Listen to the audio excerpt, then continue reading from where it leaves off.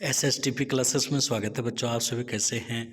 अभी आप वर्ग दसम इतिहास का महत्वपूर्ण सब्जेक्टिव प्रश्न उत्तर पढ़ेंगे जो कि 2020 में पूछा गया सभी प्रश्न है। बहुत ही ये इम्पोर्टेंट प्रश्न है। पहला प्रश्न है 1848 ईस्वी के फ्रांसीसी क्रांति के मुख्य कारण क्या थे? उत्तर 1848 ईस्वी के फ्रांसीसी क्रांति के मुख्य कारण निम्नलिखित थे। चूँकि ये 2 नंबर का है इसलिए आप 2 ही पॉइंट लिखेंगे। यहाँ मैंने 3 पॉइंट लिखे हैं। अधिक महत्वाकांक्षी शासक।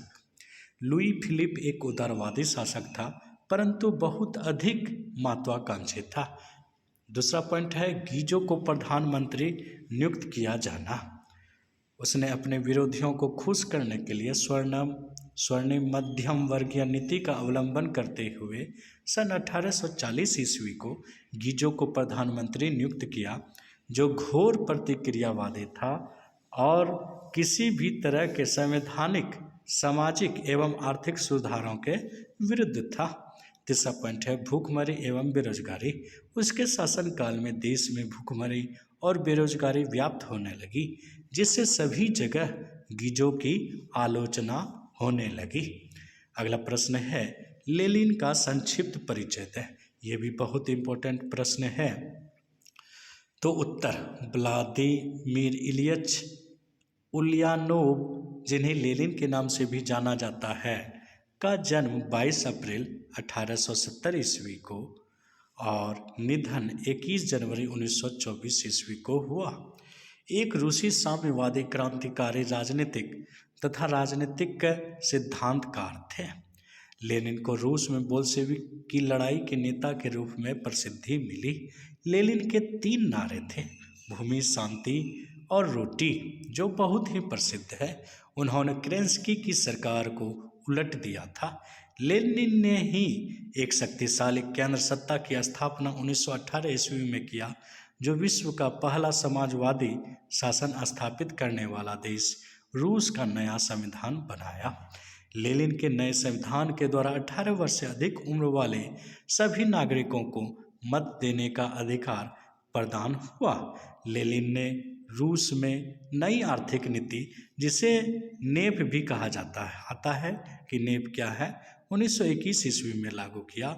दुर्भाग्यवश 1924 ईस्वी में लेनिन की मृत्यु हो गई।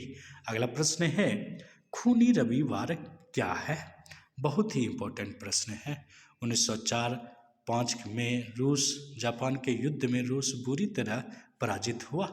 बचे खुचे फटहाल सैनिक जब वापस लौटे तो उसकी महानता का भ्रम टूट गया। रूस एशिया के छोटे से देश से पराजित हुआ था। इस पराजय के कारण ही 9 जनवरी 1905 ईस्वी को रूस में क्रांति हो गई। कब हुई? 9 जनवरी 1905 ईस्वी को। लोगों का समूह रोटी दो के नारे के साथ सड़कों पर प्रदर्शन करते हुए सेंट पीटर्सबर्ग स्थित महल की ओर जा रहा था, परंतु जार की सेना ने इस निहत्थे लोगों पर गोलियां बरसाई, जिसमें हजारों लोग मारे गए। यह घटना 22 जनवरी पुराने रूसी कैलेंडर के अनुसार 9 जनवरी 1905 को घटी और दिन रविवार था, इसलिए इस घटना को खूनी रविवार या लाल रविवार के नाम से जाना जाता है। अगला प्रश्न है स्वदेशी आंदोलन का उद्योगों पर क्या प्रभाव पड़ा? उत्तर स्वदेशी आंदोलनों का उद्योगों पर निम्नलिखित प्रभाव पड़ा।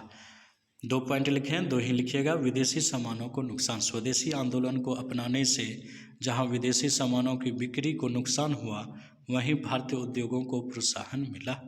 दूसरा पॉइंट है भारतीय उद्योगों को मुनाफा। विदेशी वस्तुओं के आयात में कमी और राष्ट्रीयता की भावना की वजह से भारतीय उद्योगों में जान आ गई और उन्हें खूब मुनाफा हुआ।